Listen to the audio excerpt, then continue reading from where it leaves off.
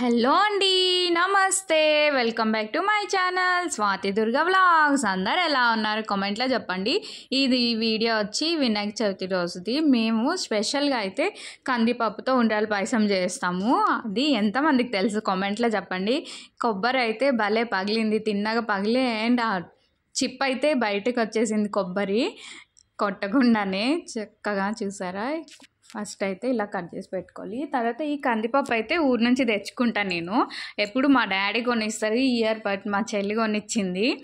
మేము బయట కందిపప్పు నాకు అంతగా నచ్చదు, ఈ కందిపప్పే తింటాము. కందిపప్పును అయితే ఉడికించుకోవాలి బాగా. తర్వాత మా అత్తయ్య అయితే ఈ బియ్యం కడిగి గిర్ని పట్టించిన పిండి ఇది, దాన్ని అయితే కొంచెం లైట్గా ఫ్రై చేస్తున్నారు మా అత్తయ్య. ఒకవైపు అయితే ఈ వాటర్ పెట్టుకున్నారు, ఇందులో కాస్త సాల్ట్ అండ్ షుగర్ వేస్తారు. అదైతే మిస్ అయింది వీడియో. తర్వాత ఒక కప్పు పిండికి 2 కప్పుల వాటర్ వేసి బాగా మసలాక పిండి వేసేయాలి. పిండి వేసాక కాస్త వాటర్ అంతా ఇంకాక ఇలా అవుతుంది.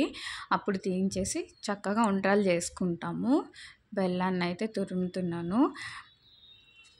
మన ఛానల్ని మీరు ఫస్ట్ టైం చూస్తున్నట్టయితే ప్లీజ్ సబ్స్క్రైబ్ చేసుకోండి, లైక్ చేయండి, కామెంట్ చేయండి అండ్ షేర్ చేయండి. చూసారా, కాస్త గీ వేసి కొబ్బరిని అయితే వేయించేసాను. తర్వాత బెల్లం వేసాను. పాకం రావడం కోసం లైట్గా వాటర్ వేసాను.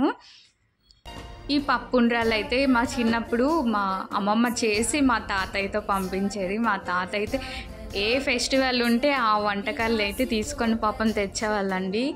ఇప్పుడైతే లేరు, మా తాతగారు చనిపోయారు. అంతేకాదు లాస్ట్ మా ఇంటికి రావడం కూడా గణేష్ చతుర్థికి ఉండ్రాల పాయసం తీసుకొని రావడమే. తర్వాత మా తాతయ్య పాలైపోయింది. మేమంటే అంత ఇష్టం మా తాతకి. పాకం చూసారా, పాకం వచ్చేసింది. తర్వాత ఉండ్రాలను అయితే వేసుకోవాలి. సిమ్లో పెట్టి ఉడకాలి. ఉండ్రాలు గట్టిపడతాయి. ఒక 10 minutes అయితే ఉడికితే చాలు, చక్కగా పాకం అంతా ఉండ్రాలకి పట్టేస్తుంది. తర్వాత కాస్త సాల్ట్ అండ్ ఎలచి పౌడర్ అయితే యాడ్ చేసుకున్నాను. ఇది పెసరపప్పుతో కూడా చేస్తారంట, కానీ మేము ఎప్పుడు కందిపప్పుతోనే చేస్తాము. ఆ ఉడికించుకున్న పప్పు చూసారా, ఇప్పుడైతే యాడ్ చేసుకుంటున్నా. ఇక్కడైతే వీడియో మిస్ అయింది. ఇలా సిమ్లో పెట్టి ఒక 10 minutes వదిలేస్తే చక్కగా ఉడికిపోతాయి. తర్వాత ఇలా వస్తుంది. నచ్చితే లైక్ చేయండి. ఓకేనా, బాయ్ బాయ్.